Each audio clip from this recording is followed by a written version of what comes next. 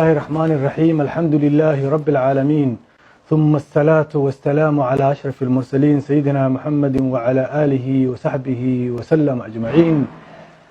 waxaan maanta oo bisha 12 Rabiicul Awwal ee u dabaaldegayna dhalashada mawlidka nabigeena calayhi salaatu wasalaam oo ah maalintii uu dhashay suubanaheena Muhammad sallallahu alayhi wasallam oo ah maalin aad ugu weyn dadka muslimiinta ah.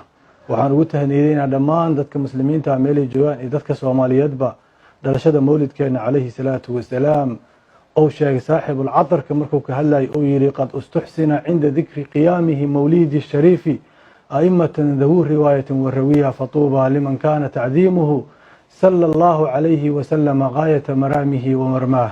وحان وينينا دلشد النبينا وحان وينينا رسالة ونسو غارسيو إلهي سبحانه وتعالى أيري وما أرسلناك إلا رحمة للعالمين.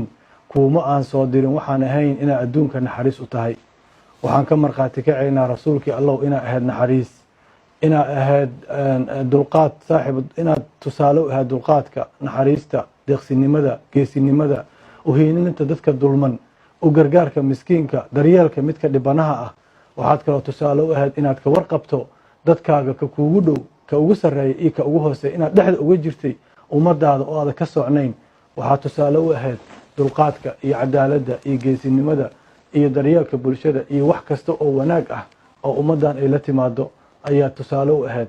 taasaana rabnaa rasuulkii allow inaan kaaga daysano.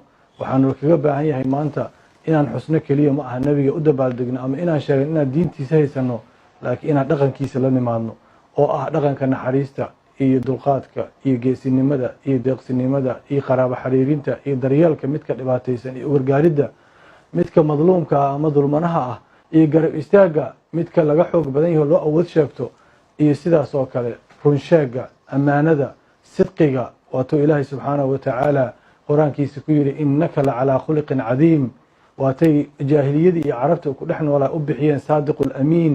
هذه رسالة محمد عليه الصلاة والسلام على تمد وحي لا تمد إنا نبرتو إنا أجيدو نول نهي إنا نهي أمد وسط الدحادة إنا نهي ضد ظلمية كديدية إنا نهي إن ضدك عدالة يلي ماذا عدالة كوميتي إنا نهي وعن كاقد ديسان إنا إنتا صودا waxaan leenahay waxaan weydiisanaynaa shafaacadaada ilaahay subxaanahu wa tacaala maalinta qiyaamaha inuuna siiyo oo dadka u shafeecaysid aan ka mid noqono. rasuulkii allahu salla calayka yaa rasuul allah yaa calama alhudaa yaa raxmatan lilcaalamiin sala allahu calayhi wasalam. waan ku dabaaldegaynaa maalintaa dhalatay, waan kugu sallinaynaa habeen iyo maalin. waxaa tahay qudwadeennii aan ku daysanaynay, waxaa tahay naxariistii ilaahay ummaddan u soo diray iyo caalamka intiisa kaleba. waxaan ka dhiidhinaynaa kuwa dulmiga ku falaya magacaaga oo leh diintii nabigeenaan haysanaa ee dadka gowracaya ee qarxinaya ee xasuuqaya ee madaxa ka goynaya magacay rabaanba hala baxo. 95% waxay dilaan waa muslim, waxay gowracaan waa muslim, waxay qarxiyaan waa muslim, waxay dilaan waa muslim.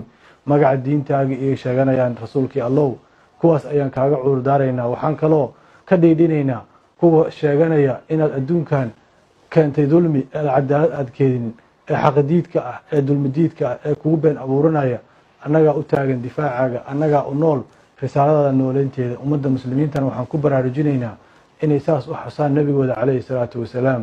wanusalli wanusallimu calaa sayidi almursaliin wa imaami a'immati almu'miniin sala allahu calayhi wasalam. yaa rasuula allah, wassalaamu calaykum waraxmat ullahi